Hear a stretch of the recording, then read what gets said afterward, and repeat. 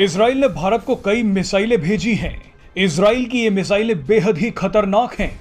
दुनिया के करीब 38 देश इजराइल की इन मिसाइलों का इस्तेमाल कर रहे हैं, लेकिन भारत को इन्हीं मिसाइलों का सबसे खतरनाक वेरिएंट भेजा गया है। इजराइल ने भारत को जो मिसाइलें भेजी हैं, वो दुश्मनों के टैंकों को कांच की तरह चकनाचूर कर सकती हैं। अब इन्हीं मिसाइलों का पहला कंसाइनमेंट भारत पहुंच चुका है। इजराइल ने भारत को स्पाइक एंटी टैंक गाइडेड मिसाइलें भेजी हैं। भारत को स्पाइक NLOS वेरिएंट भेजा गया है। NLOS यानी non line of site missile. आम बोलचाल की भाषा में कहें तो फायर होने के बाद non line of site missile कई बार रास्ता बदल सकती है। मिसाइल और टारगेट के बीच चाहे कितनी भी बाधाएं आ जाएं, लेकिन ये मिसाइल सीधे टारगेट पर ही हमला करती है। जब भी आप किसी टारगेट पर निशाना लगाते हैं तो आंख की सिधाई में निशाना लगाया जाता है। इसे लाइन ऑफ साइट कहा जाता है, लेकिन इजराइल की स्पाइक NLOS मिसाइल वहां भी पहुंच जाती है जहां आप सीधे निशाना नहीं लगा सकते। कई बार टारगेट तेजी से अपनी जगह बदल लेता है। ऐसे में ये मिसाइल पीछा करती है और टारगेट को उड़ा देती है।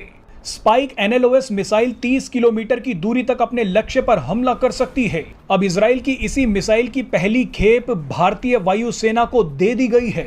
जानकारी के मुताबिक भारतीय वायुसेना इस मिसाइल को अपने Mi-17 और अपाचे हेलीकॉप्टर में लगाएगी।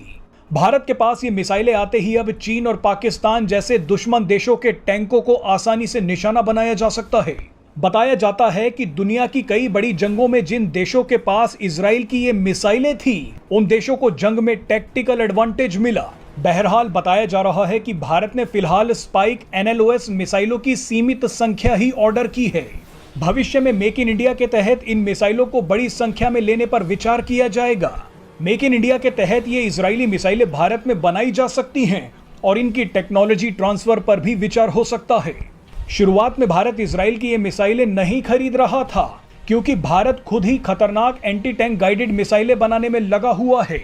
लेकिन दुनिया भर में बढ़ते जा रहे युद्ध के खतरे और चीन पाकिस्तान जैसे पड़ोसियों की वजह से भारत ने कुछ मिसाइलें इजराइल से अभी खरीदने का फैसला कर लिया।